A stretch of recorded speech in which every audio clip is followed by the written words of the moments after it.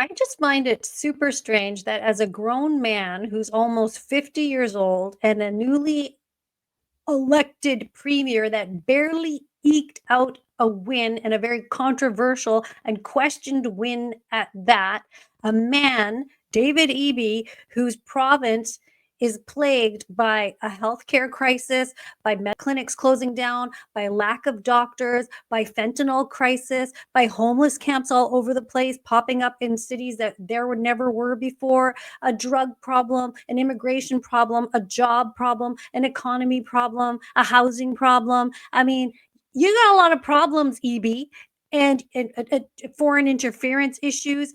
The list goes on and on. And they're cracking down on gas stoves and your personal firearms and people who have Airbnbs. Like the list is miles long of problems you got to fix. But you, as a grown man, are taking time and energy to tell the world how much you love Taylor Swift. What the what? This is a tweet. The wait is over! Exclamation point.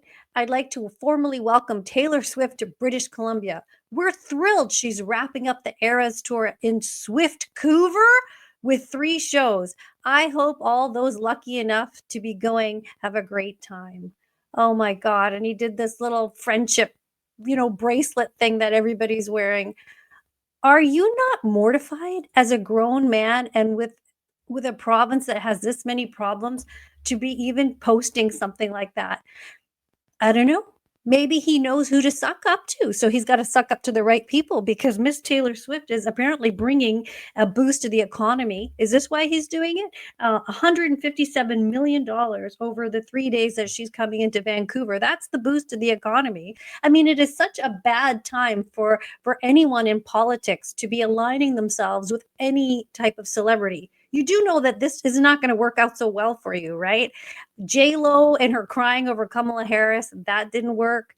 Beyonce standing there like she was at a funeral going, yeah, we really like Kamala Harris, vote for her. She got paid $10 million to do that. What could you do with $10 million? Can you imagine what $10 million would do if you distributed that money to various charities and gave people access to some of the things they needed? That's a shit ton of money. But no, in the States, they gave that to Beyonce to stand there and endorse Kamala Harris. Well, that didn't work out so well for you, did it? Right? And even Miss Swifty Pants. I mean, she was women's rights and this and that and free to choose and blah, blah, blah. I didn't hear her chirping up so much when it mattered, but she's chirping up for Kamala Harris too. But nobody cares.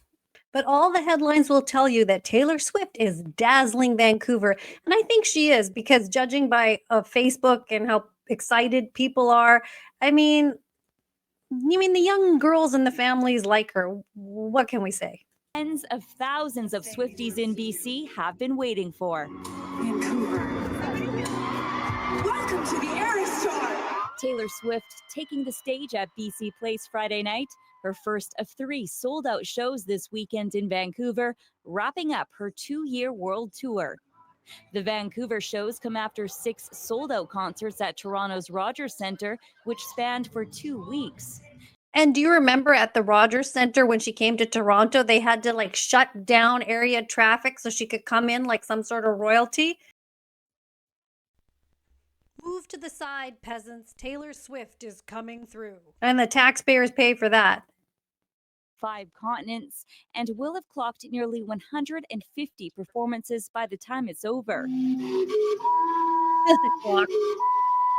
Accommodations, food, and transport. The energy outside of BC Place on Friday, electric, as fans from across the country and south of the border wore their favorite Eras-inspired costumes and Travis Kelce jerseys.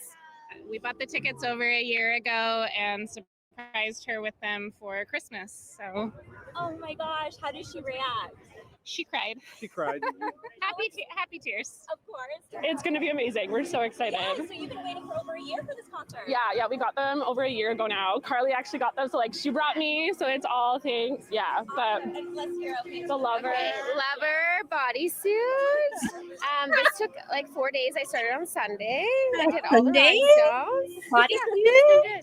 More than 160,000 Swifties are expected to descend on the city over the weekend.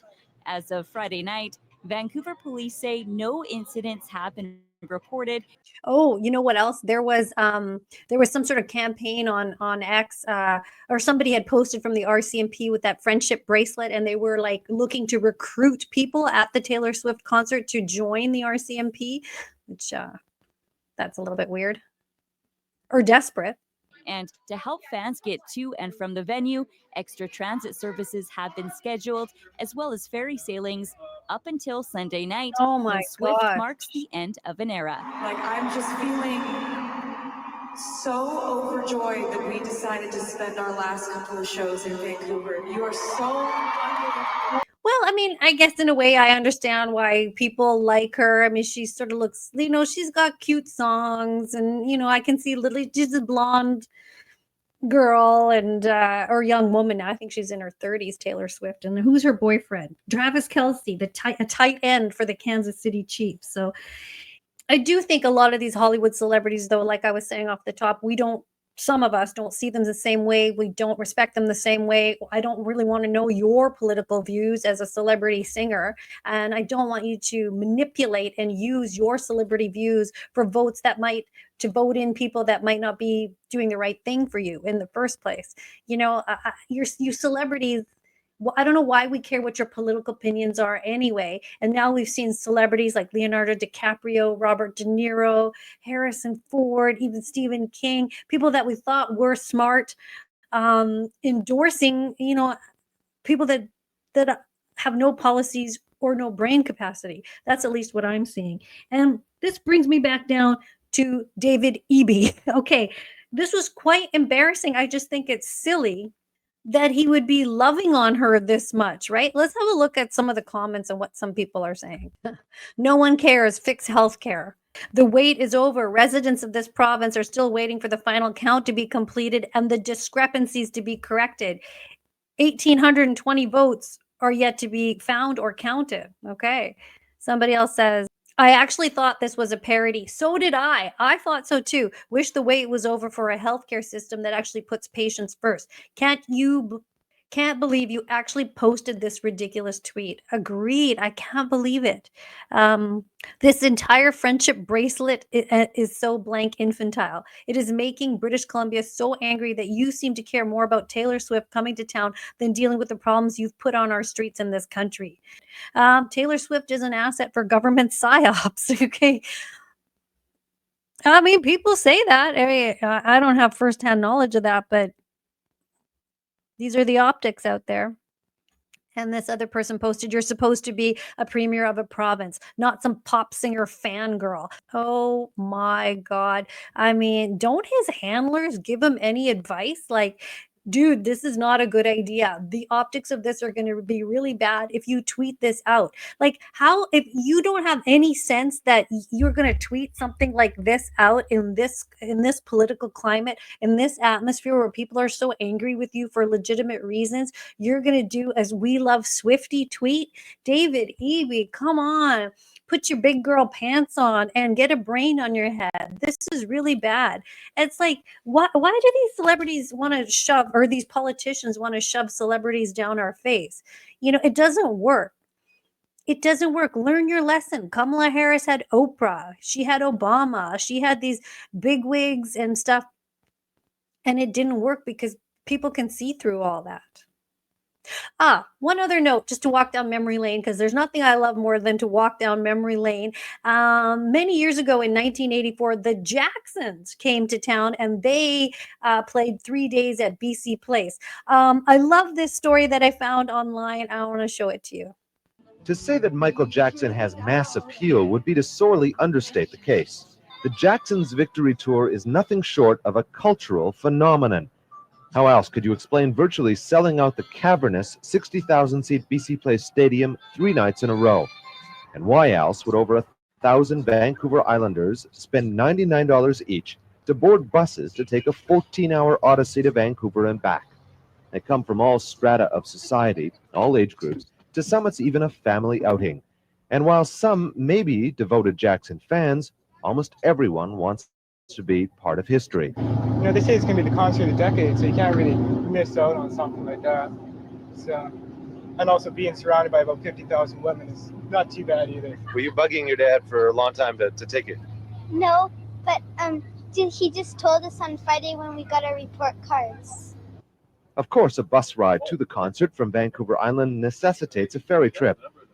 Suddenly, the usually quiet Saturday 3 o'clock sailing becomes an overflow crowd. It's not just the musical performance itself, but the whole organization that surrounds a mass cultural happening. But all that aside, everyone wanted to see Michael strut his stuff.